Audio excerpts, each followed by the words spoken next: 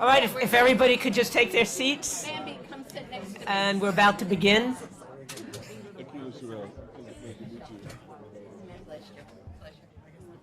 That's you, Bambi. Sorry.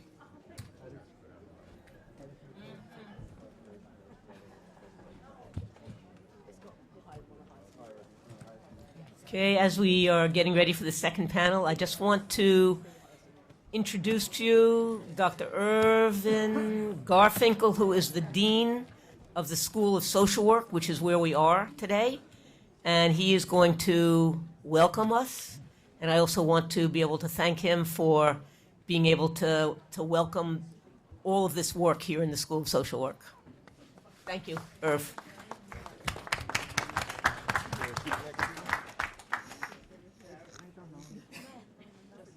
Welcome. So it's actually a great pleasure on my part to be able to welcome you to the 8th Annual Beyond the Bars Conference. Pardon? Speak up. Ah. Is that better? Okay. So actually, when I grew up, my grandmother, who was a little less than 5 feet tall, she would look up to me and say, "Stand up straight, Irvin." So I can't stand up straight, and you can hear me unless I duck over into the. So I'm disobeying my grandmother, which is not a good thing to do. Nevertheless, what you all are doing is really important. Mass incarceration in the United States is a blot, which 100 years from now, we will look back with shame on what we've done. And 1 year from now, I'm hoping all of you can take pride in what you've achieved, because I'm hoping that we will move forward on this issue. Lots of hard work to be done, and I'm glad that as an interim dean of the School of Social Work, that we can host this wonderful conference, and I wish all of you well.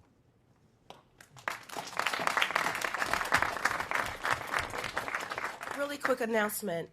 If your chair is empty and it doesn't have a coat in it, can you raise your head, the chair by you, so we can see how many spaces are available?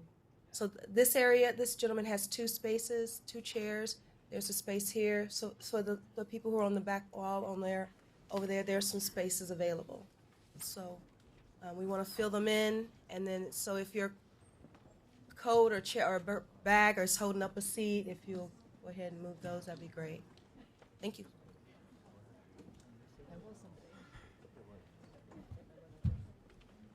I guess I'm on, yeah?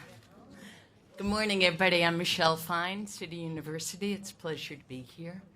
I have the opportunity and honor of chairing the panel called Building the World We Want, Visions for a Decarcerated Society. How many of you were here last night? How many of you were here at the prior panel? Cool. So holding that, I want to first acknowledge and thank Kathy, Cameron, and Cheryl for building 8 years of conversation about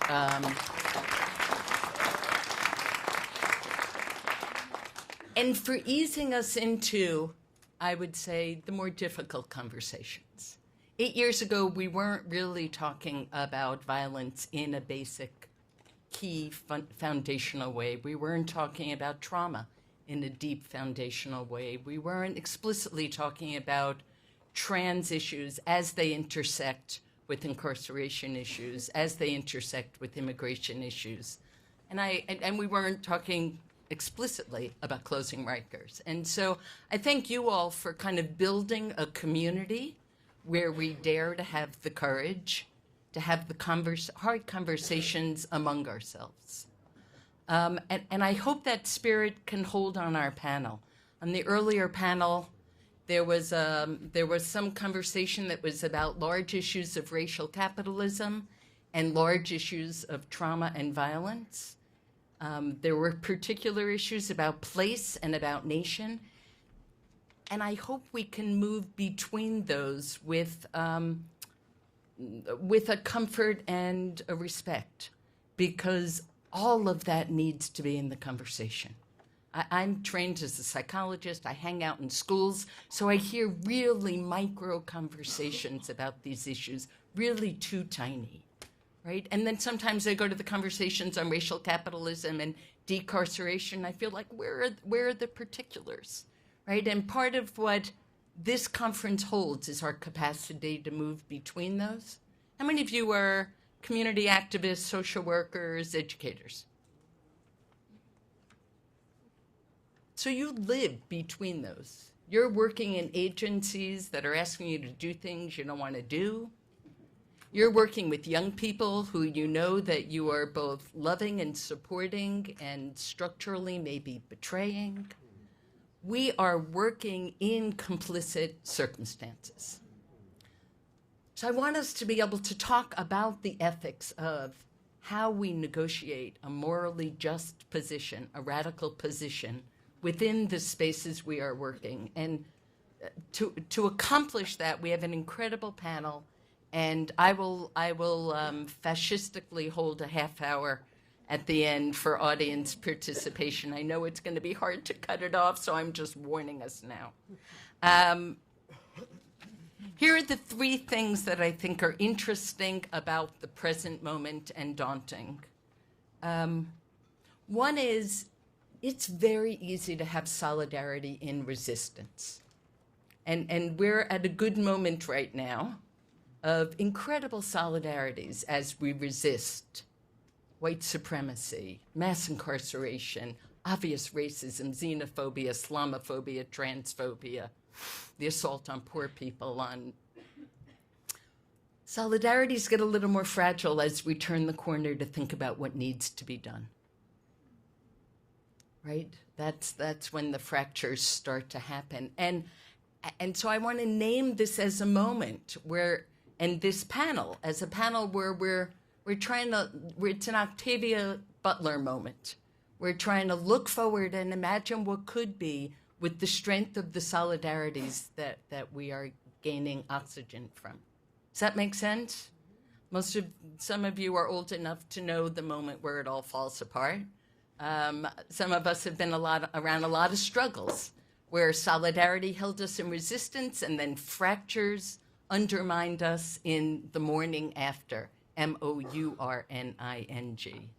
Some of us know what it's like to lose political battles, and some of us know what it's like to win and see the victory as such a distortion of what you were asking for that you back off and you're ashamed that you were ever connected to it.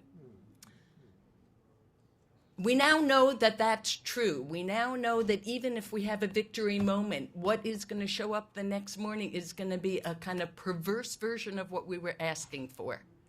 And so I feel like we have an obligation to plan for that. We have an obligation to think through, how could this be co-opted? How will this be shaved down? How will this turn into something we're ashamed of? W.E.B. Du Bois, when he started Crisis magazine, he said in the late 1800s, he said it was a magazine to chronicle the moans of the darker race, which will only be attended to when there's a profit to be made. Yeah, I do work on schools. We've been trashing the inequities, the racism, the classism of schools for years. And it only gets attended to when they want to close the school because the neighborhood's gentrifying. People complained about what was not happening in public housing. It only got attended to when they decided to tear it down and reimagine it for wealthier neighbors, right? So my first worry for all of us is, as we imagine the world not yet, let us think about the morning after when our victories are co-opted and anticipate how we can hold ourselves accountable to the original vision of justice. Does that make sense? So that's my first. My second is, I take from the earlier panel, we have to have the courage to deal with the tensions among us. and not act like they're not there. And I take wisdom from Du Bois, but also from I like dead people probably a lot more than I like live people. So because I can shoplift what I love from them. So I take from Gloria Anzaldúa. If you haven't read her, read her this afternoon. Gloria Anzaldúa is an amazing Chicana feminist, lesbian poet, activist, theorist. And she talked about the importance of borderlands, the place where we come together like a river, where there are many streams, and those streams aren't all the same, but they're all in the same river. That's the moment we're in right now. But she also talked about the importance of choques. Somebody want to translate choques for me? Clashes. And that in those clashes, something generative can happen. So again, I hope that here we can model a way to have choques conversations where something new emerges. The best versions of family fights are choques. The worst versions are where you never want to see them again. And I have great respect for both. The third tension that I want to hold us is what I said earlier. With varying degrees, we are all working in and engaged in systems where we feel some complicity, where we know we're engaged in implementing regimes we wish we weren't. Many of us are involved in subversive compliance, right? So we're subverting even as we look like we're complying. Whether you work at a university or a school, at a community-based organization, you're in the not-for-profit industrial complex, if you're doing counseling in a prison, if you're working in a detention center, right? So how do we think about complicity as something that all of us is in rather than calling each other out on it? And we could call each other out on it, but we're all in it, right, to varying degrees. So those are the three things that I'm worried about, and that I think our panel can move us forward. And I'll end our panel by asking all of you to help our audience think about what are the non-negotiable principles that you wish they could take forward in their organizing. To begin, I'll start with the questions that I sent you, but to end, I want us to imagine that you're all helping to educate a community of organizers to think through what are the four things from each of your work to help them move their work forward.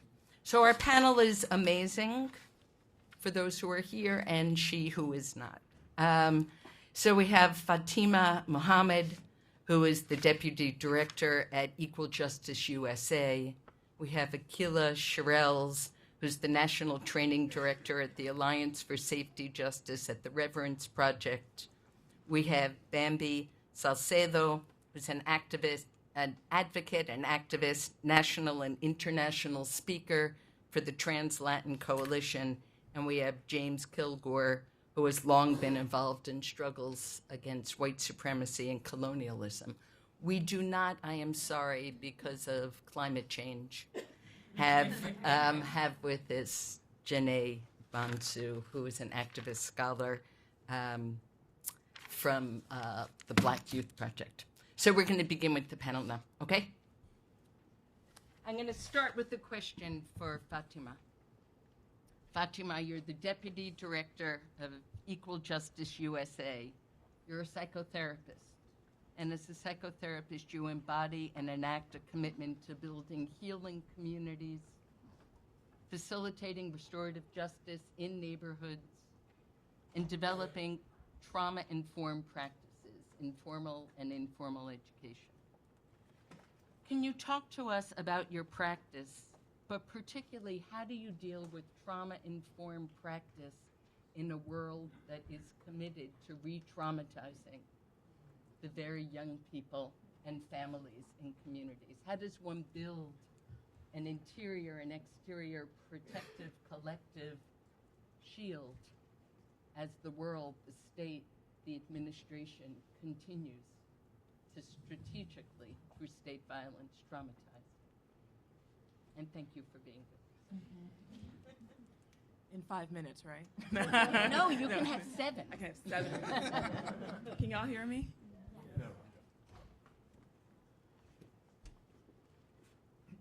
I am a descendant of enslaved Africans who were brought here as chattel and sold.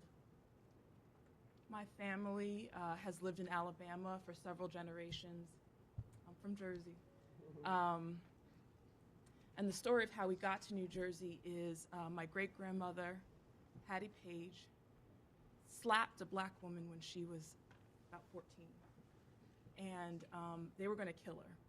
She was a rambunctious, energized woman who knew her worth. And so she fled and had support getting herself up here. The man she married was a Geechee from the Gullah Islands, and I am told that there was a small group of them in New Jersey that would meet every Sunday to speak the language.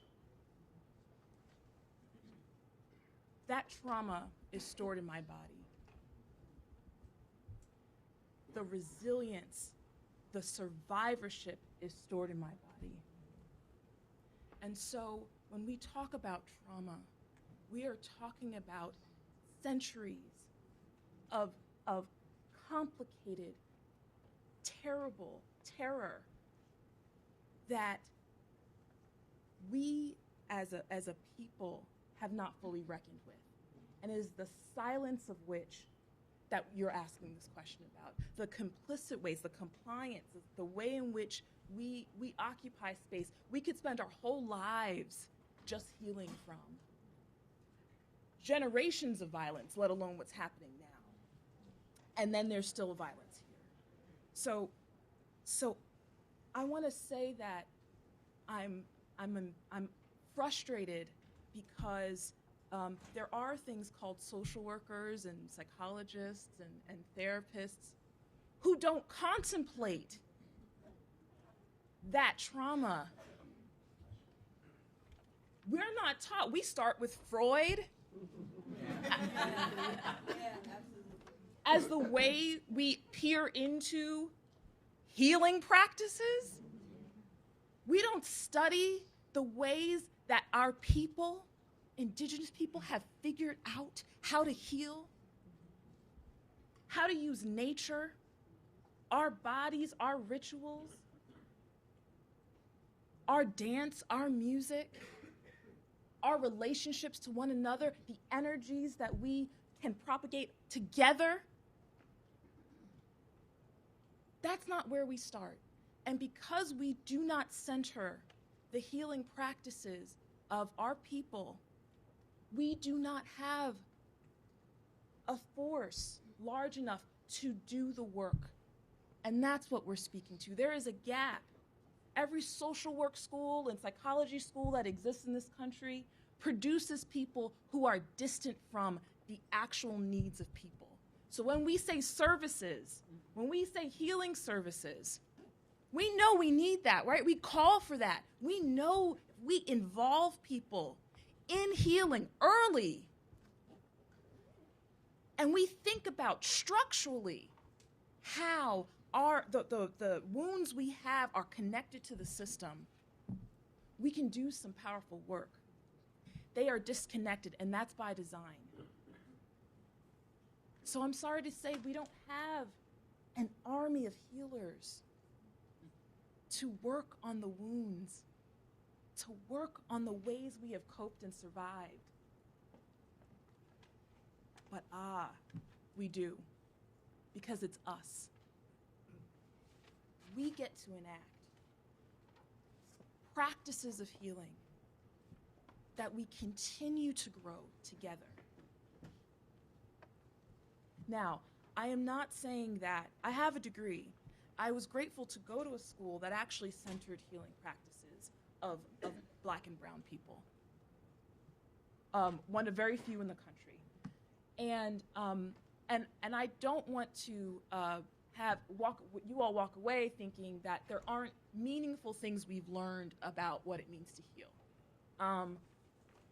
Lay people who, everyday people who enact healing is very powerful, and we have things to learn. That's why they say we want someone who's trained, right? Who has an analysis and an understanding. So we have to balance those things. mental health in this country, or the services, the things that get produced, unfortunately, participate in a very neoliberal project of disconnecting us, making us go to sleep, right? To make us feel better about living in a culture and an environment that doesn't serve us. That is not what we're talking about. That's not what we're talking about when we say services. So when we write policies that say we want to make sure that these services are in place, we don't get a chance to participate in choosing who and what we mean when we say that. And I think we got to get much sharper about that. Who is responsible for the healing and the development, the tending to the wounds? And when I say wounds, I don't just mean those that we imagine who are broken. I mean all of us. We in movements reenact a trauma, many traumas. We reenact them in movements, and those are the things we do not bring to light. We don't talk about. I love what the sister said about, we should be arguing. That's healthy. That's healthy to sit in tension together as family, as community. We don't talk about it as much. We don't invite that kind of tension because who's holding a space for us? What practices are we participating in to ensure that those don't turn into fractures that then compromise our movements? These are the practices that we need to be talking about more. So I have an invitation. If someone would like to volunteer, I want to actually share. I want us to actually have a moment together to participate in radical healing as a group. But I need a volunteer because I want to break this wall between you and I. So would anyone like to volunteer? Okay, come on up. Who wants to? You want to? Okay, come on up.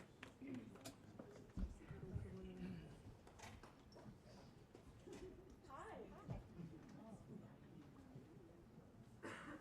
What's your name? Michelle. Michelle, do we know each other? No. No. My name is Fatima. And I'm Roseanne. Roseanne? Yes. Hi, nice to meet you. I'm Fatima. Hi, Fatima. Great. So I'm going to ask you both to look this way. And I just want you to take a look. And really look at the people here. What do you do? What do you do in your work? I'm a student. You're a student? PhD student. Great. And what is it that you care most about? Ending mass incarceration. Ending mass incarceration. That's And beautiful. helping women and girls And helping women and girls. re-enter. Thank you. And what about you? Human service work and activism to close the jail in our county. Okay. All right. Live streaming. Sure. So can we, just keep going and ignore me.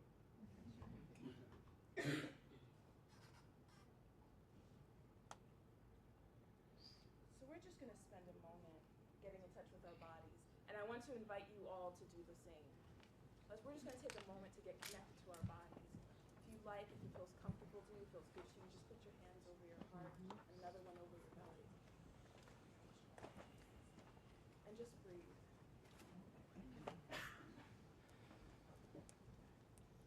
Just breathe.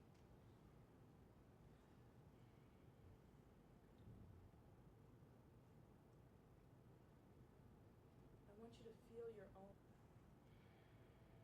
to your power.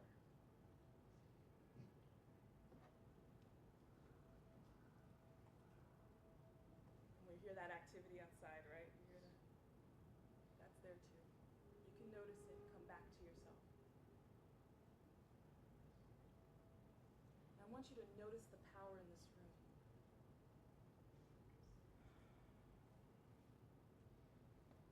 You are absolutely worthy. You are absolutely worthy of love and honor and support. No matter what, you are absolutely worthy of receiving everything you need to be a powerful force of transformation. open your eyes and connect to the person next to you. Just take a look. The people beside you are powerful and worthy of support and the radical transformation of society.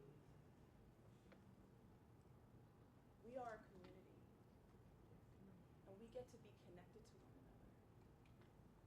And we get to require of one another connection and drop down into our bodies when necessary.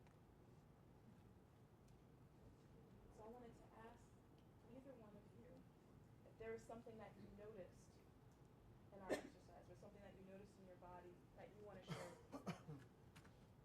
I felt my body heat. I felt more warmth or heat coming from my body. I was feeling very warm, almost like a flame, like it's definitely ignited. So it's a very simple practice. I wanted us to get up. I wanted us to kind of move around. So I'm sure my 7 minutes are over.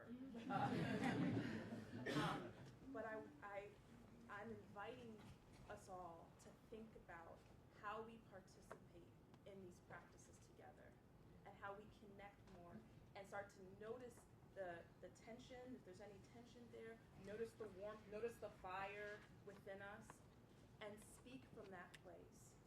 Speak your truth. Ask for the support. Be ready to receive that support. Be ready to give support and care for one another as we do this radical work in the world. Thank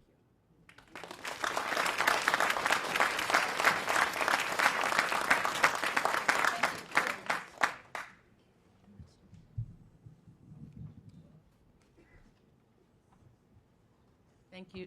Thank you, Fatima. I have been invited to ask all of us to pull our mics closer.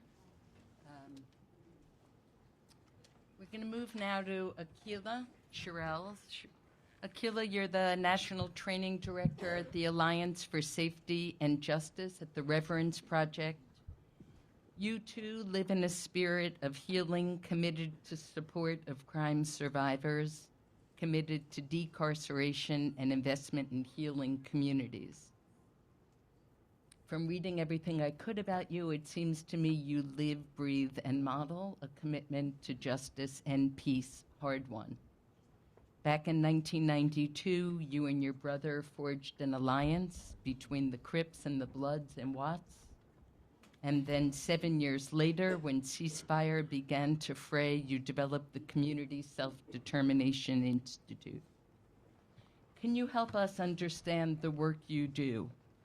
How you build lives and communities at a very moment when trust is so low, surveillance so high, communities frayed and frightened, right-wing assaults on communities of color multiply, and the long arm of incarceration, gentrification, and deportation is reaching into our communities. Thank you. Thank you, Michelle. Good afternoon.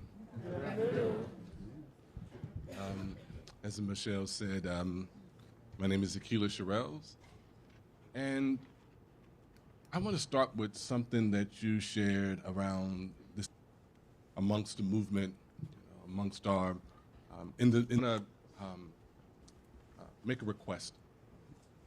Anybody, it's not to create division. It's not to make, one thing more in context, right?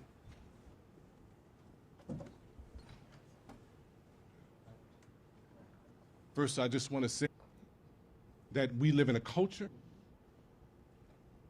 that our healing, there's been an assault, that there's recently, that the black men are the least helped and the most harmed. And we've always known this. Yes, sir. But it took this institution, like our suffering and our healing, in the national conversation so I just wanted to let you know that you're seen and that you are, is primary to us. Thank you.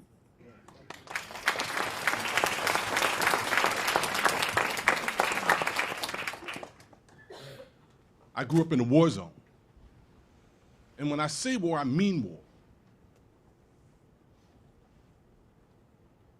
From 1983 to 2003, in Los Angeles County alone, there were over 20,000 gang-related deaths. It didn't include those who've been permanently maimed or incarcerated for the rest of their life behind their participation. The families, the children, the mothers, the fathers, everybody suffer from traumatic stress disorder, hypervigilance, vicarious trauma. It's a major mental health, public health epidemic, but because many of the perpetrators and the victims were black and brown youth and young adults, their cries fell on deaf ears.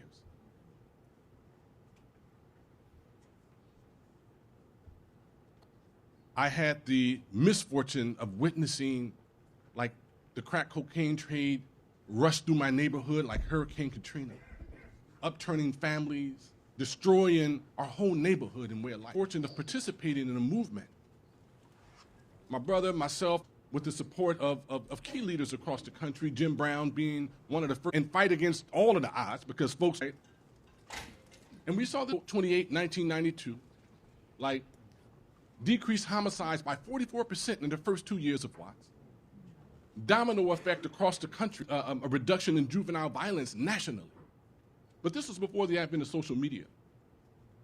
So 25 years ago, you know, those are the organizations that exist now that do the work that we were doing then. They stand on the show. And the direct legacy of what we created made LA into the largest, safest city in the country. From 2004 to 2014, 10 consecutive years in a row of decreases of violent crime and murder. So at the height of the war in LA, we're talking about 1,000 to 1,100 murders a year in LA, in the city, and another 1,500 in the county. We're talking about 2,500 murders. You know how many murders we had last year in LA, in the city of Los Angeles? 290. Right? The city adopted our strategy. They created first Bridges to a high-risk intervention program, made us a part of the general fund, and then that program was then eventually changed to what they call GRID, the Gang Reduction Youth Development Program, right? 23 community-based organizations funded across the city, hiring non-traditional leaders, ex-gang members, ex-convicts, ex-drug dealers, to stand in the gap.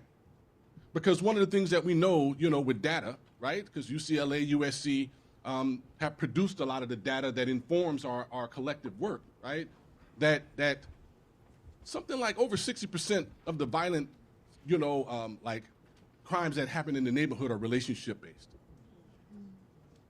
right?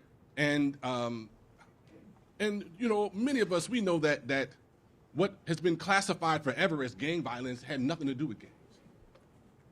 Right? We didn't give ourselves that label. You see, that was a label that society gave us because the label in itself was meant to dehumanize the person behind it and desensitize the public to the plight of these young people. The first 3 stories on the news is, on Central and 103rd, 3 14-year-old kids got killed. And people are like, oh my God, those babies. But that same news story can say on Central and 103rd, 3 gang members were killed. And people be like, they deserve it. Lock them up. Kill them again. And it's some same 14-year-old children that we were talking about. So my healing journey, began with a transformative experience in college. Sharing with a woman that I totally fell in love with, that I was sexually abused as a kid. Now, I went to college to escape the war in the neighborhood. I was hiding on campus. And even though all of the symptoms of this abuse was present in my actions, womanizing, objectifying, oogling, the whole 9, right? I didn't know the symptoms. And so I perpetrated heinous acts against, women in that process. But I remember, like yesterday, when I shared this deep secret, this deep shame that I held in myself. My whole life literally passed in front of my eyes, and I was transported back to that place, 3rd grade, when I promised myself I would never tell anybody about what happened to me. And as I reflect on it, I realized that I never questioned the violence that I experienced in the neighborhood because it ultimately meant to question the violence I experienced in my own household. And I didn't have the courage to confront the perpetrator, and I didn't have language for it. It took me many years to develop the language and the courage. And I'm fortunate that I had great mentors in my life who helped to point me in the right direction. And also, I would say spirit, God, was present and put signposts in the way and helped me to guide my direction and helped me to elevate the volume of my intuitive voice as I began to listen more to it. And I say that I've been doing this work for 25 years now. I work with the Alliance for Safety and Justice, which is a national policy organization that's about reducing prison populations across the country. We started out as Californians for Safety and Justice, passed some of the most progressive criminal justice reforms in the country, starting with Prop 47, Prop 57. But not only, a decarceration strategy, right? That reduced, when we passed 47, over 6,000 people were released from prison immediately. To date, over 300,000 people have had their records expunged, right? And this is huge because in the state of California, there's 4,800 restrictions that if you have a felony that prevents you from accessing opportunities, 73% are lifetime restrictions. So people didn't have access for petty crimes, educational loans, housing, all of these different types of things, right? In order to even function as productive members in society. And so this was huge, but in our planning, we set up a system so that we can ensure that as we decreased the prison population, we also put our eyes and focus on the money, shall I say, because this ain't about altruism.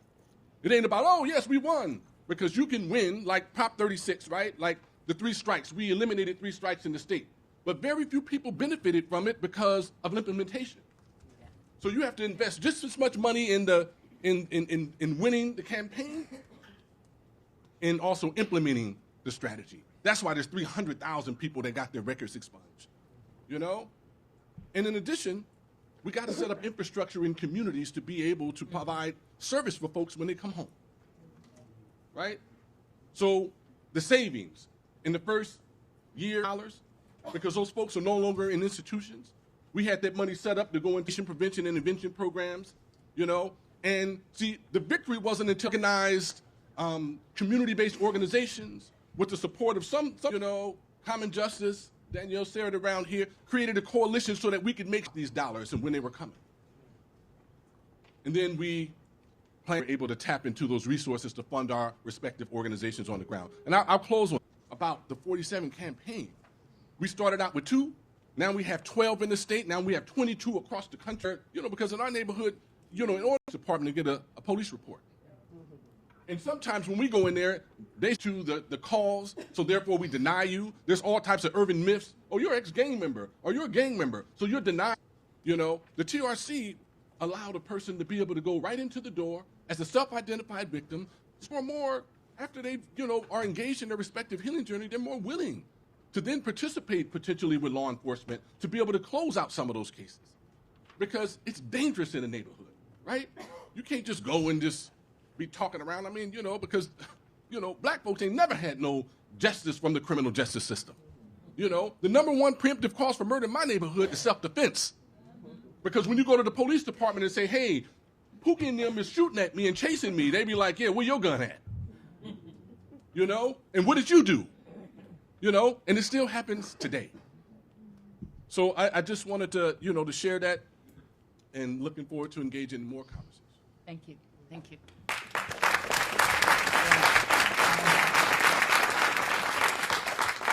Thank you, Aquila. So now we're going to hear from Bambi Salcedo. Bambi, you're an advocate, a national and international speaker for Trans-Latin Coalition. You work at and you embody and celebrate intersectionalities, including gender, sexuality, race, ethnicity, immigration status, HIV status. Seems like, sorry, you're going to have to do this too. Your work is so explicit about the importance of addressing structural intersectional and embodied intersectionalities. You carry also a commitment to dignity, voice, and visibility within movements and outside of movements. Can you give us some images of where you've been able to cultivate strong coalitions across these struggles and what kinds of obstacles you confront in your solidarity work? Thank you, baby. Bueno, primero que nada, a mí siempre me gusta darle gracias a Dios por darme la oportunidad de estar aquí con ustedes. Y también quiero dar honor a la tierra en la cual estamos hoy parados y paradas. I just acknowledge my higher power and I honor the land where we're standing today. I also want to honor trans and gender nonconforming individuals who are in the room. If you are trans and gender nonconforming identified, can you just raise your hand and hold space and hold your power? Thank you. So, you know, the question is, it's very, I'm going to speak up from my own experience. I have been doing this kind of work for about 20 years. And almost every single spaces that I walk into, I have to sort of like come in with a guard, right? Just because, unfortunately, even today, right, there's a lot of resistance from people and in the movements and the different movements that I have been part of to really acknowledge and honor trans and gender nonconforming individuals. I, as a trans Latina immigrant identified woman, yes, and I do, you know, I wrote a piece into where I speak that I am an intersectionality walking, right? Because of all of these intersections that cross my life, right? And so I do have the privilege to be the president and the CEO of the Trans Latino Coalition, but my definition of a CEO is community elevated officer. And that is because it has the community who has uplifted me to be and become the person that I am today. And all the work that we have done, and I'm going to say that we have done, I have not done it myself. It has been a collective power, right, that has created changes in our community, not only for the trans community, but the LGBTQ Latino community, for people who are immigrant, particularly trans women who are in immigration detention, who are getting out of immigration detention, through the different coalitions that we have been able to build through the Trans Latina Coalition. We do understand that our work, it's not possible if it's not because of collaborations, because of intentional people who are willing to listen, who are willing to invest in understanding who we are. And even invest some of, not only personal resources, but also minds and strength and mights, right? They are amazing, beautiful, mighty people who has supported not only my work, but the work of trans movement. And so one of the things that I think it's important for us to really understand is when we talk about solidarity, what does that really mean to us, right? Like, we have to take that to heart. Because a lot of times we throw this, phrases, or we say these things, but we have to learn what we mean. No, what we have to learn to say what we mean and mean what we say, right? That we don't just fall into saying cute phrases and cute sayings just to make it look cute or to even look cute, because a lot of times that's what we do. because we don't really understand what that really means. And so, for me, like I said at the beginning, when I walk into many different circles, there is more times than none, the double look, right? Sometimes they what do you call it? The cuchicheando. I don't even know how to say it, but the whispering bullshit, Gossip. the gossiping, right? Like, yeah, I mean, sometimes my ESL intersects. And so those are things that are to many people may think that are simple, but those are really what we know to understand as microaggressions, right? That oftentimes we don't even, like unconsciously, we do it.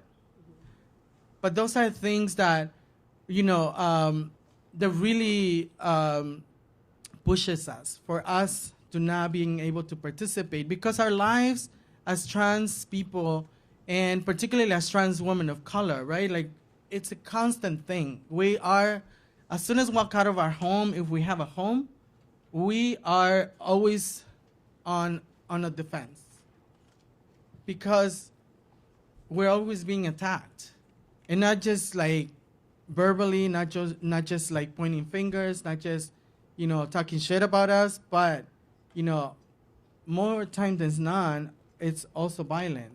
Trans women of color specifically experience like extreme violence in many different forms, to the point that we get murdered simply for who we are.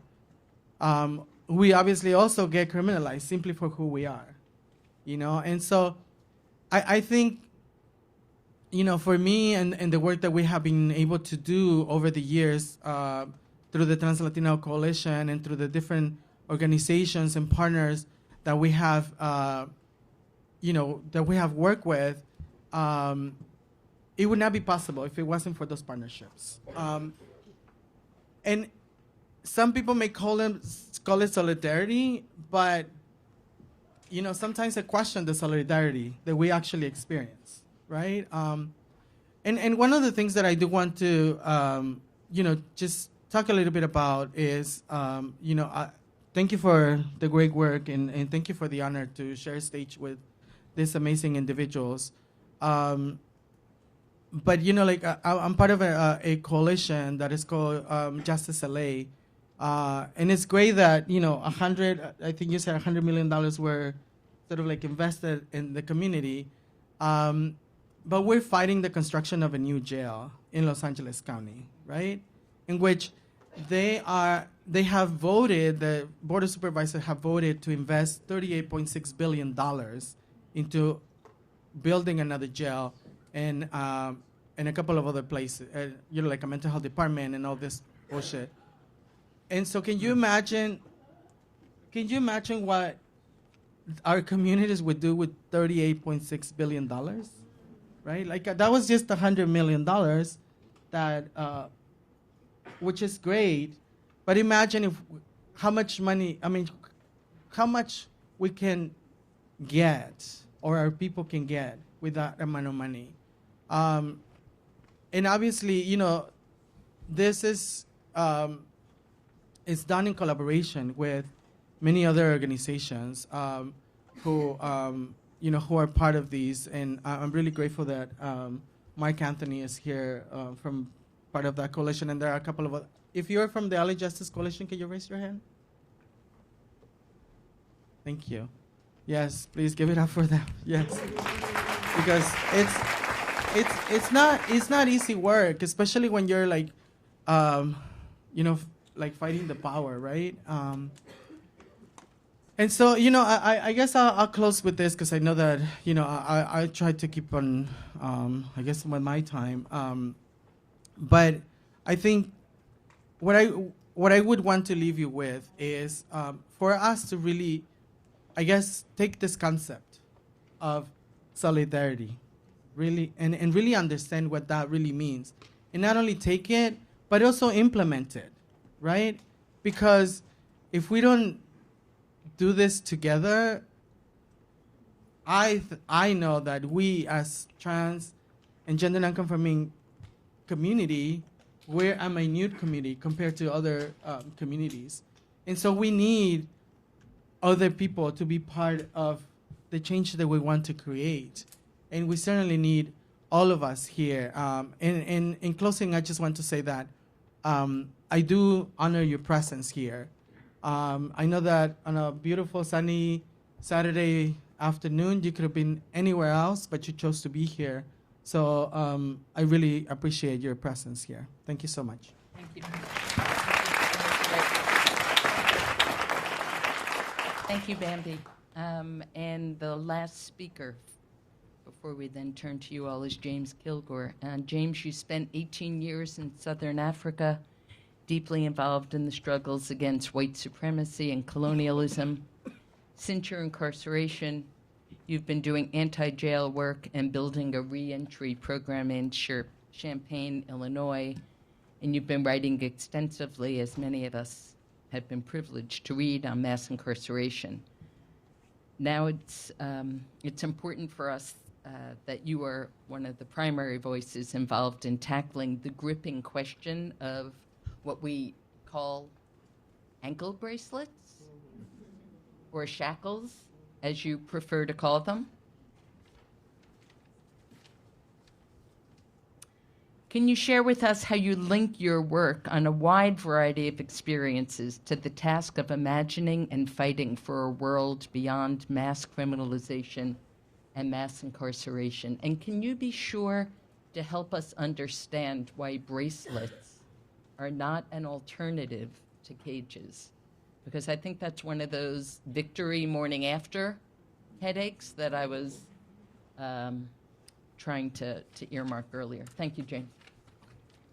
Thank you very much, Michelle. Thank you to Cheryl, Kathy, and Cameron for organizing this. It's a great honor to be here on this panel. I sit in Champaign, Illinois, in the middle of the cornfields, and I don't get opportunities to come together with people who are involved in this struggle from different parts of the country. We have small conversations. When I landed in Champaign, I was paroled to Champaign, and I was put on an ankle shackle, and I think we should ban the phrase ankle bracelet. It's not jewelry. It's punishment. And when you're on an ankle shackle, you're under house arrest, and if you're on GPS, you're being tracked, and you live in a climate of fear, and you feel the presence of the prison on your ankle, in your house, and your family feels it as well. And I can say the image that I always thought of when I first had that thing on my ankle, when I got in bed, I felt like my parole agent was laying across the end of the bed, looking up at me and my wife to see what was going on. So I just wanted to give that image as something about the whole electronic monitoring process. So I want to shift gears a little bit here. I mean, I've spent most of my life being involved in movements. I've been involved in failed movements. I've been involved in successful movements. I've been involved in the kind of movements that you talk about that succeeded and failed. So I want to talk a little bit about building our movement against mass incarceration, the movement to abolish prisons, to abolish mass incarceration and mass criminalization. So people have been kind of framing this as what does that look like? What does our world look like? A world without prisons, a world without jails. So I'm gonna throw out a couple things that might be a little bit different and hopefully a little controversial. The first one, to follow up on the ankle shackle piece, is that I think we would have to have a world that made use of technology in creative and positive ways and didn't use that technology to punish, to control, to curtail freedoms. And I mean, we know the potential of technology, but we know in most cases it's not being used to enhance our possibilities for liberation. It's being used to enhance the power of the carceral state. So we would see a different way in which technology would be used. The second thing, and I think this is a big challenge to get our heads around, but to get rid of mass incarceration and to get rid of mass criminalization means to eradicate or significantly diminish the power of corporations and the military. because mass criminalization and mass incarceration are fundamental parts to the way in which U.S. racial capitalism functions and reproduces itself. And we are not going to get rid of those without a fundamental change in U.S. racial capitalism.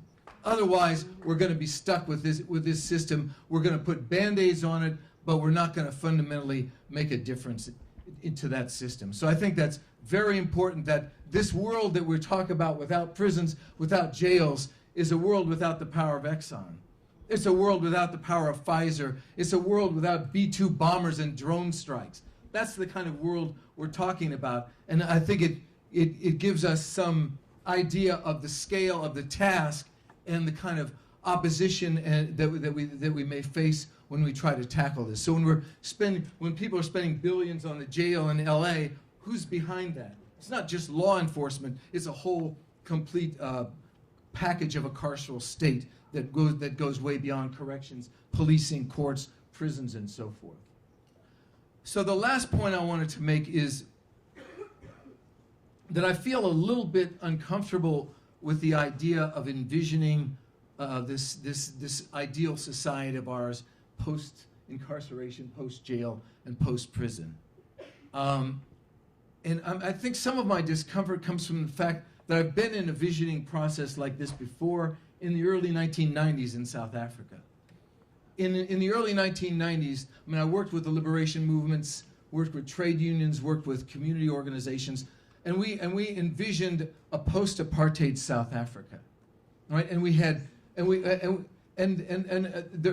think one important difference about that visioning process and this one is that visioning process was done in the context of the existence of mass organizations that had been fighting for decades and had managed to really push the apartheid state aside and put themselves front and center to the negotiating table to try to figure out what the future was going to be. So we had a trade union federation, we had a mass democratic movement that encompassed not just labor, but people involved in education, people involved in healthcare, people involved in rural development, people involved in gender, in struggles around gender equality. The whole range of a political movement had built up over the years to push back against apartheid. And I think in that process it was possible to envision a different type of society because you had seen the power of people to actually move ahead, and you had a much better idea of what the actual capacity of the movement that you've built was to change things. Now that vision unfortunately did not come true in South Africa, and we can talk a little bit about why that didn't happen. I think personally it has a lot to do with global capital and the moment that South Africa got its freedom, but that's a much bigger discussion. But my point is that I think if we're going to deal with mass incarceration, there's two things we need to think about in terms of organization. One is we need a national organization or organizations of formerly incarcerated people and critically impacted people. And I'm proud to wear the shirt of All of Us or None. But I also admire the work of Just Leadership USA, the work of the National Council of Incarcerated and Formerly Incarcerated Women and Girls. All of these are efforts to build and mobilize people who are critically impacted. So that and without that, without those voices, we can't move ahead against mass incarceration, mass criminalization. But secondly, this is not just about prisons and jails. This is about the structure of society. So we need to be connecting we need to be building national organizations that connect with people who are working on housing, who are working on education, who are working on gender issues, who are working on the whole picture of socioeconomic justice and so forth, to fundamentally transform the way in which this society functions. So I think too often when we're dealing with mass incarceration and criminal justice issues and even violence, we're thinking narrowly about policing, we're thinking narrowly about courts, about prisons. And I mean, I know spending 6.5 years in jail, and now I've spent the last 9 years almost focused completely on mass incarceration work, and I'm stepping back and saying, this is great, it's important work, it's making a difference in my community, but we need more. That's why having Beyond the Bars, having gatherings like this, having people coming together and sharing and thinking about the possibility of movement building is so important. And I'm really grateful to you all for being here and for sharing your ideas and experiences with us. Thank you.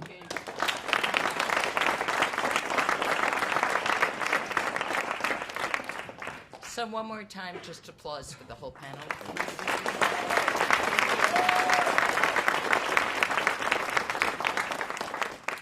So we're going to open it up to questions, and I would just like you to take a moment to maybe write down a question or a thought that you have, so that we don't have like the armpit problem of the people who always like do that armpit thing, and no matter what conference I go to, it's the same arms I see. So so I'm going to try to privilege people who tend not to be the ones to talk first, if I can figure out who that is. People who, maybe we want to privilege people who have been impacted by the system personally. Maybe we want to deal with folks who are coming to this for the first time. So take a moment to write down a question, a concern. We're looking for questions, and then I'm going to popcorn up 3 or 4 and then run down the row, and then maybe another 3 or 4 and run down the row. Is that okay? Because if we get into a one-on-one thing, we'll never get out of the cul-de-sac. So 1 minute to write down what you're thinking, what your question is.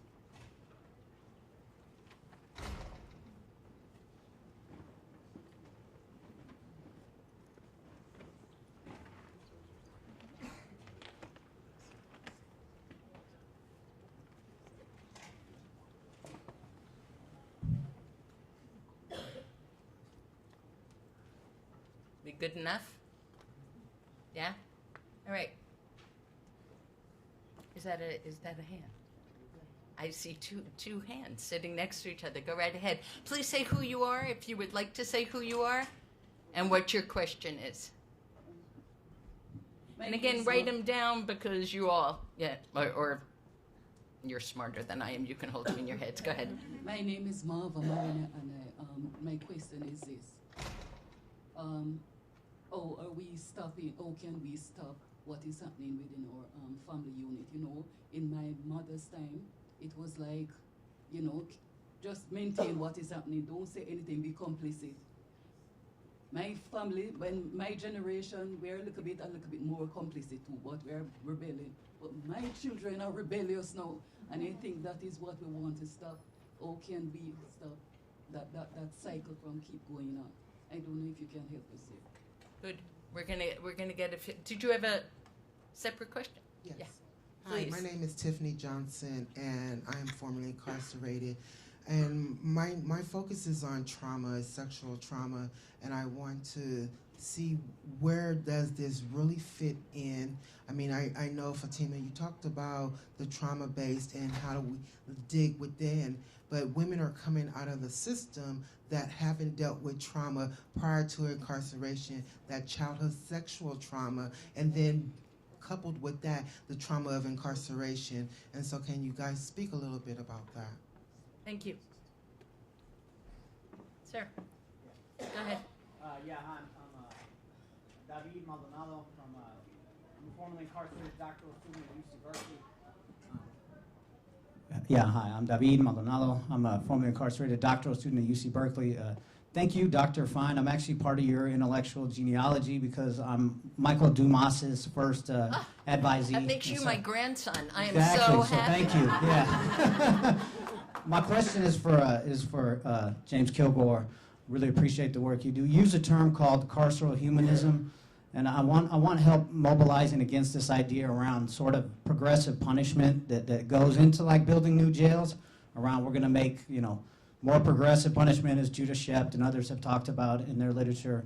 And so if you can help me think about that, about stopping that kind of rhetoric and what that looks like, and give me something to cite for the term, too. I appreciate it.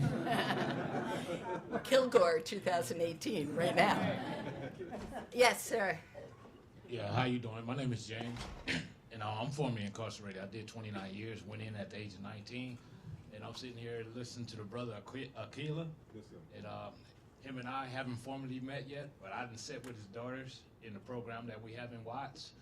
And I look to talk to you more later. But for Fatima, I want to know, is there any kind of links you have where you could share to practice some of the healing? Because being formerly incarcerated in our communities, we know how important it is to have that part addressed as far as the healness. And I'd just like to take something back to my coworkers and share with them. Cool. We'll get one more for this round. I feel indebted to this side of the room. I just wanted to ask, I'm formerly incarcerated as well. I'll be on an upcoming panel too. How do we motivate those who don't view capitalism as a structural pillar of our society that maintains oppressive institutions? That's a good, easy one. Thank you. Welcome home, everybody, to ask the hard questions. There were two more, and then we'll roll down the lane. Go ahead. Hi. As a first-time attendee, it probably is just my ignorance, but what role do you see faith and the church playing in a decarcerated society, and how have you engaged with them so far? You're on. Hi, my name's Rocky. I'm from the Osborne Association. Just from the title of this talk and the panel that we had last time, haven't really heard too many concrete examples of what, in a post-incarceration world, punishment would look like. So I'm just curious to hear, even if you believe that the things we punish people for now aren't necessarily things we should be punishing people for, what do we do with our mass murderers? What do we do with our serial rapists in a world where we don't have incarceration as a system of punishment? Thank you. So does everybody feel like you've got a soft enough pitch to have something to say back? Let's start at that end, Akila. So I'll start with the breaking the cycle of CSA. Sure. I think that CSA, childhood sexual abuse. It's a tool of colonization. Very few people in this culture, especially American culture, escaped it. I would say that really in my neighborhood, probably the root of a lot of the violence that happens in terms of gang violence and everything is rooted in childhood sexual abuse. I would say, and statistically they say 57%, these are the folks who report, right? 57% of girls, and they give low numbers on boys, but I say it's somewhere in the high 90s, because sexual abuse also has all of the same exact symptoms of traumatic stress disorder, being hypervigilant. It's the dreams, the imaginings, the flashbacks, it's the desensitization. All of those things are present, in the experience, right? And so one of the things that I discovered in my healing journey is that every perpetrator is a victim, right? And that only seeking a punitive solution to trying to restore balance in families is just part of the solution, right? That we have to look at alternative ways of being able to restore balance. And one of the ways that I believe is hosting intentional space, supporting people to talk about the deep secrets and shames in their personal life as a way of accessing the gift of who you are, right? When you share the deep secret, you also give others permission to do the same, right? And so in this journey, I discovered that we're not our experiences. We're not the things that have happened to us. We're not the things that we've done to others. Those things only inform who we become. They don't define who we are. And that essentially where the wounds are in the personal life is actually where the gift are.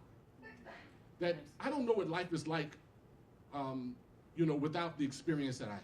And I don't condone what the perpetrator did in any way. But I metamorphosed to give an idea about the experience. So this thing that used to be an albatross, that used to be my biggest shame, has become my greatest gift. As a result of this experience of abuse, I have this capacity to feel deeply and to see deeply into things.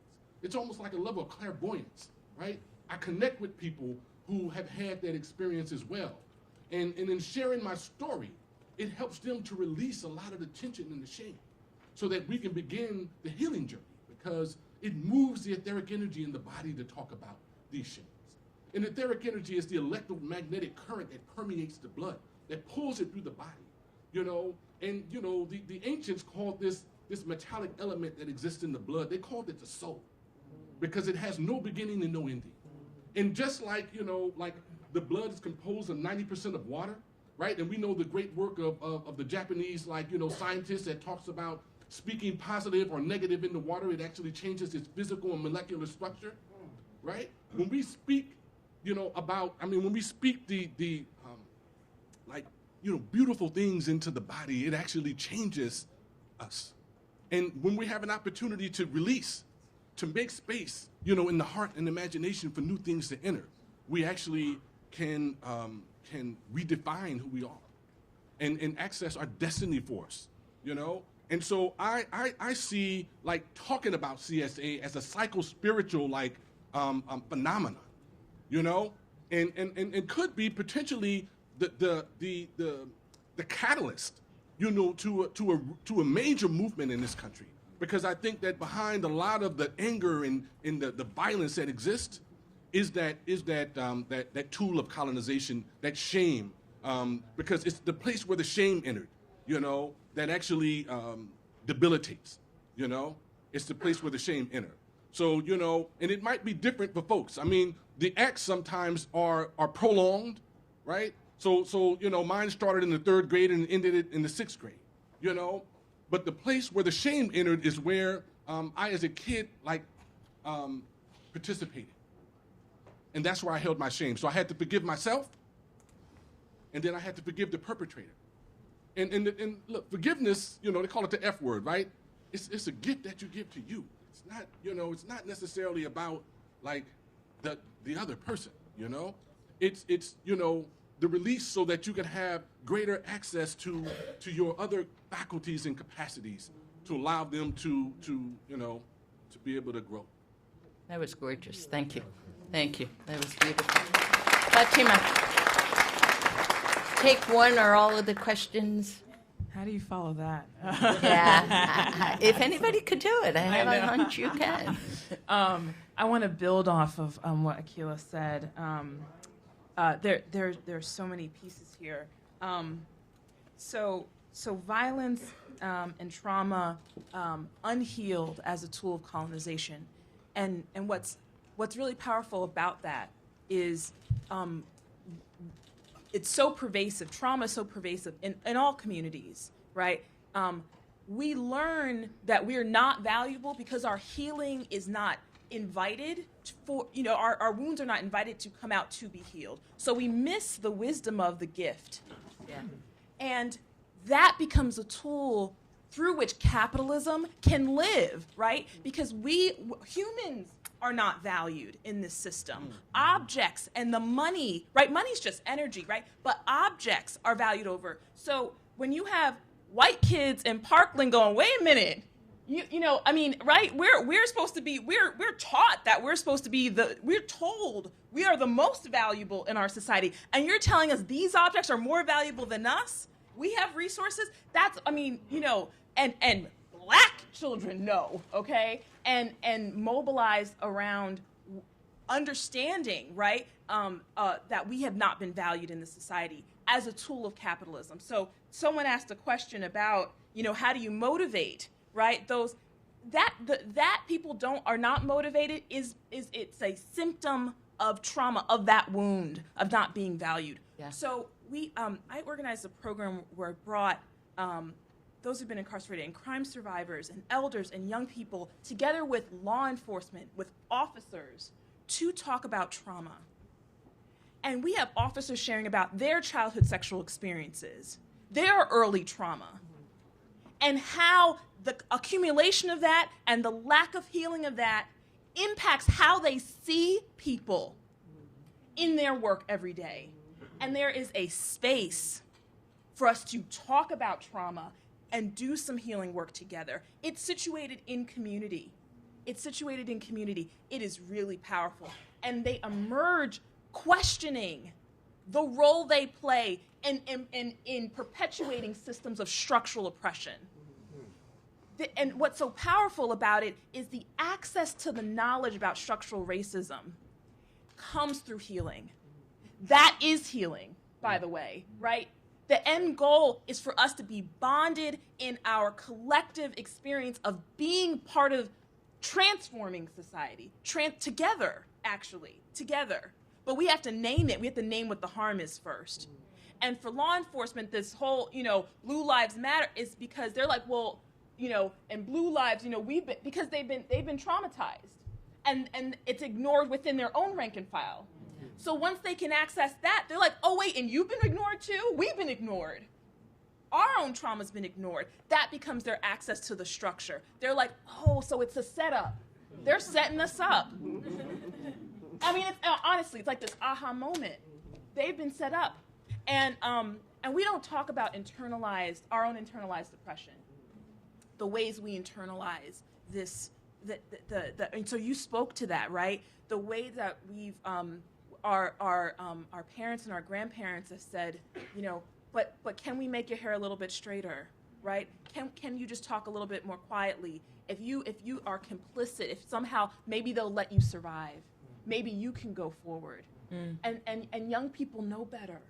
They're saying, you know what? There's a way that, and we understand this. We want to talk to all of us, right? People who believe that those were all narratives of how we survived, right? And they all have their place at least to be discussed, but we don't have to agree.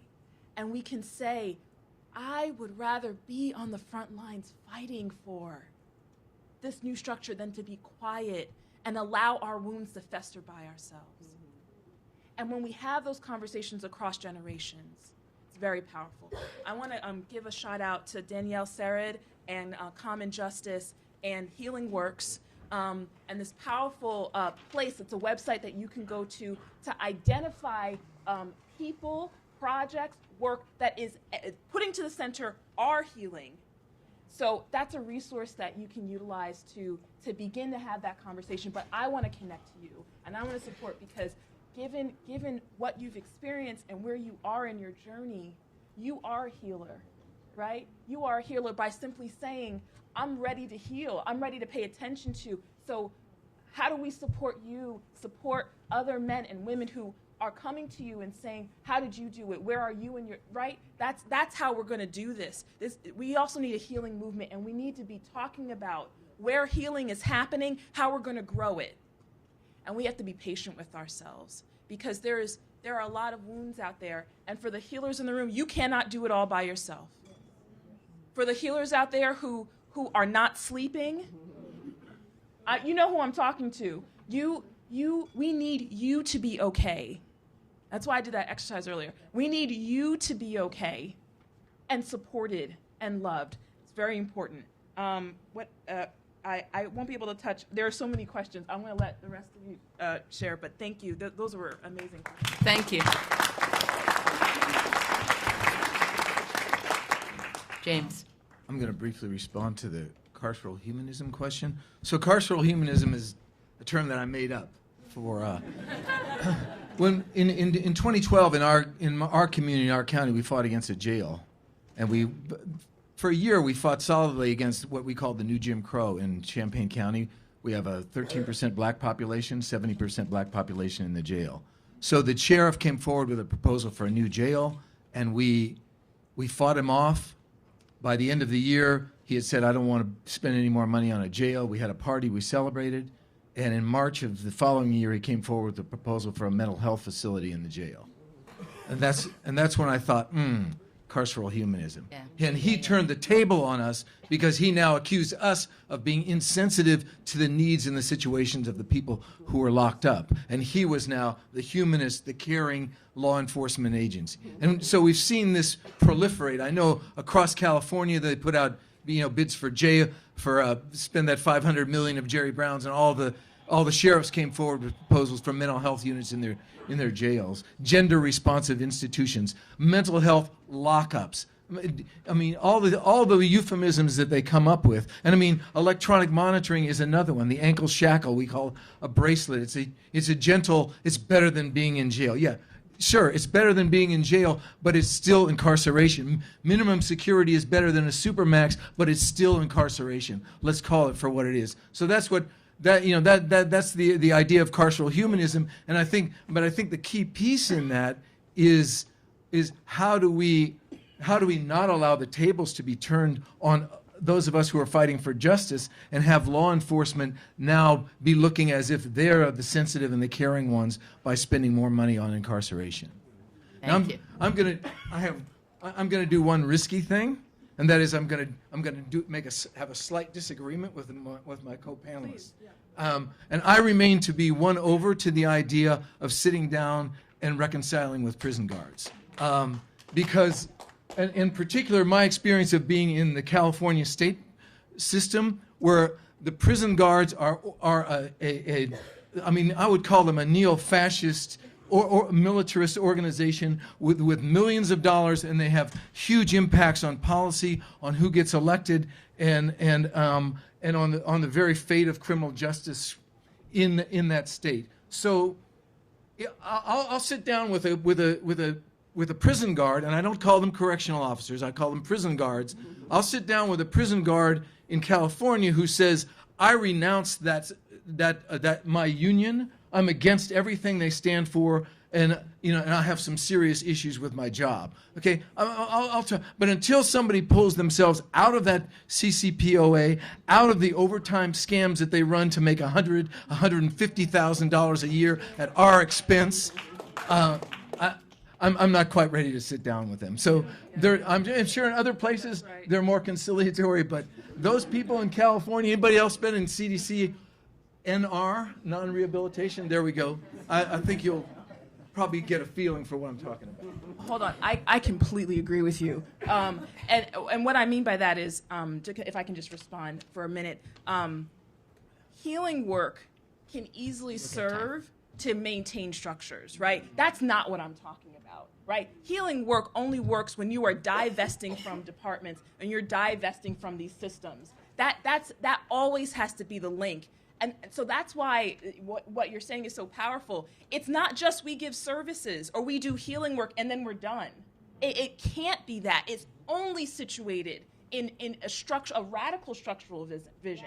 It can only be situated that way. If it's not situated, I said it in the beginning, if it's not situated that way, it is just perpetuating the structures that currently, it's making us, it's like the opioid, it's like the, put you to sleep, right? That's not what we're talking about when we say healing. And we have to be very clear about that. We have to be so clear about that. We cannot let people just say, right, we'll give them additional or re-entry and then they'll be, and the challenge is we need a lot of it. We need a lot of it for it to work, right? And we are under-resourced in this area of providing the support so that people are mobilized in our movement to do this work together.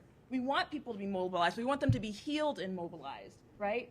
In their healing work, right? It's not an end game, but we're mobilized through being in our healing work together. And I'll take that prison guard. Do you know what I mean? Like I want us to have a movement that allows for people to change and participate, right? I want former prison guards in our movement who have recognized the damage they've done and are participating. I want that world. I want that world. I don't want to leave anybody out. That might be controversial, but I don't want to leave anybody out. To me, that's not liberation if not everybody's out. But they're trapped. You're right, they're trapped. And because money has been paid to keep them quiet and complicit, that we have to break out of that. But that's the structure we're talking about. I know I asked for a debate worth having. That is a debate worth having, but I want to make sure that we are mobilized, we are healing, and we are profoundly and radically intersectional, which is why I'm delighted that Bambi has the last word on the panel. Well, thank you, everyone, once again. I guess one of the things that I want to say, I don't think we need to justify the work that we're doing, because I know that all of us are doing great work to the best of our abilities. So I just want to, just put that out there.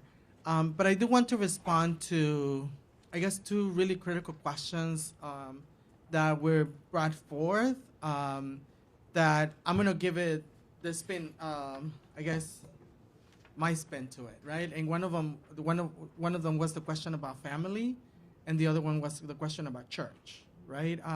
So I think it's important for us to recognize that, the family structure is one that really builds one up, right? In other words, that's where we all get when we are coming up or growing up to be who we are, where we get our education, right? And so I think it's important that we recognize that when it comes to LGBTQ individuals, then this, concept of unconditional love becomes conditional, right? Because if you come to be who you are, or if you are brave enough to share your experience as who you are with who you think you trust and is going to support you, then when you get your back rejected, right, then that's how many of these other things happen. In other words, many families, reject their sons, daughters, siblings, who come to their truth. And as a result, many young people end up on the streets and then get involved into this cycle, right? And then we get criminalized, and then all of these other things happen. So I think it's important to recognize that, once again, to really know and understand what unconditional love means, and obviously learn to practice that. And I think, when we talk about structural violence and how we get programmed to think and to be within our society, I think religious institutions is one of those, institutions that portrayed a lot of violence against LGBTQ individuals, and particularly even deeper against trans and gender nonconforming individuals. And so, how do we get for these institutions to really understand this concept of humanity, right? And so when we talk about, somebody asked the question about, like, I want to hear concrete examples about, how we envision, the world without jails or, with no prisons. Well, I mean, how do we get for these institutions to change the way they portrayed who we are and how we are supposed to function in the world, right? I think that we as people who are doing this kind of work, whether you agree with reform or we're just like an extreme ableist, then that's fine. But I think we need to learn to see each other's humanity. And one of the things that I'm going to encourage that I am practicing, that I learn, is that when we hug each other, right, we always go to the right side. We always go to the right side, but we need to connect with each other heart to heart. So I will encourage for you to try to practice, because it's not, like I'm learning that too, to practice to hug people from the other side. And so I think that's how little by little we can change the way we have been programmed to think and to function within our society. Thank you, thank you, thank you, thank you.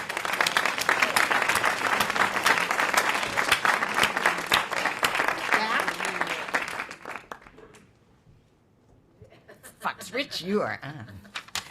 Michelle, ladies and gentlemen, and our amazing panel. I think one of the things that we all know for sure is that when we come into this space and we're in each other's company, and when we hear stories and perspective from one another, I don't know about you all, but every time I'm with my movement family, I grow. Every time I'm in the presence of my movement family, I am strengthened. And every doggone time I'm in my movement family's presence, I become a better human being. I think they did that for us today, didn't they? Well, we've got many more to go. I've got Cameron who is coming up. He's got some announcements for us, and then we'll get ready for our next session, which will start at 1:45. Afternoon, everybody. I'm gonna make this really brief. We have a lot of cool things happening. Lunch is downstairs. The folks in the live stream, if you can hear me, the one benefit of being down there is you get lunch first. The rest of y'all, please be patient. There's food for everyone. We have in 301, just back here, we have organizations from across New York City tabling, sharing their work around campaigns and many other things. We have an art exhibit curated by the Fellowship, lots of art from formerly incarcerated folks, currently incarcerated folks. And then we also have, at the very end, NYCLU is here with a listening room. They want to hear your thoughts about policing in New York City. And then finally, we have a wellness room, and I'm going to let Naima from Harriet's Apothecary tell you about that. Peace, community. We're so grateful to be here. Harriet's Apothecary is curating a wellness room over here in collaboration with Dignity and Power Now. In that room, you will find self-determination stations and different types of medicine and offerings, invitations for you to be able to tap into your healing wisdom and genius, and for you to be able to take a moment and to check in with yourself and take care of yourself a little bit, because we believe that this abolitionist work cannot happen if we are not whole and well. So we are here, Harriet's Apothecaries in the building, along with Dignity and Power Now, and we are supporting y'all with some wellness offerings. Please come in and tap into your healing wisdom and genius. There's also an ancestral altar table in there if you want to take a moment to give thanks or give homage to an ancestor or someone who is no longer with us but has been a part of this incredible work that we are all contributing to. Thank you so much. One last thing, lunch is in the basement. There are elevators, there are also stairs. There's gonna be a bit of a line, so just talk to your neighbors and make friends. Yes, we have one last, hold on one second. I just want to ask if there's anybody that's been on an ankle shackle or had a loved one on an ankle shackle, please come and talk to me sometime during the day.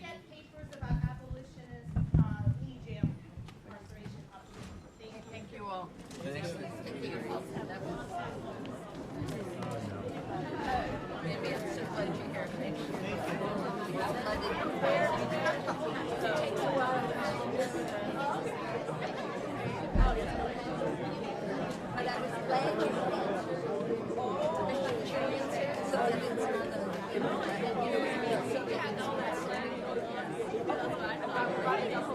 Really brief. We have a lot of cool things happening. Lunch is downstairs. The folks in the live stream, if you can hear me, the one benefit of being down there is you get lunch first. The rest of y'all, please be patient. There's food for everyone.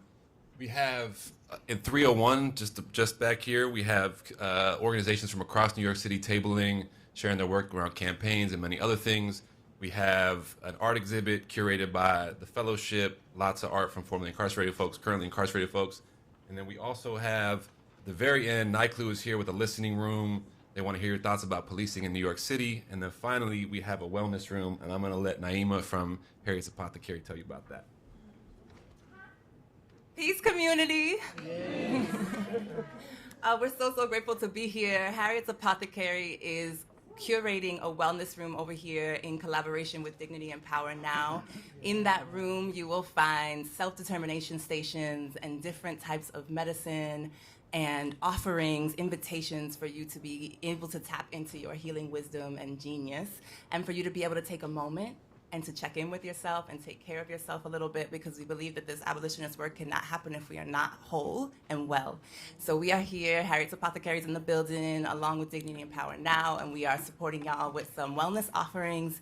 Please come in and tap into your healing wisdom and genius. There's also an ancestral altar table in there if you want to take a moment to give thanks or give homage to an ancestor or someone who is no longer with us but has been a part of this incredible work that we are all contributing to. Thank you so much. One last thing, lunch is in the basement. There are elevators, there are also stairs. There's going to be a bit of a line, so just talk to your neighbors and make friends. Yes, we have one last, hold on one second. I just want to ask if there's anybody that's been on an ankle shackle or had a loved one on an ankle shackle, please come and talk to me sometime during the day.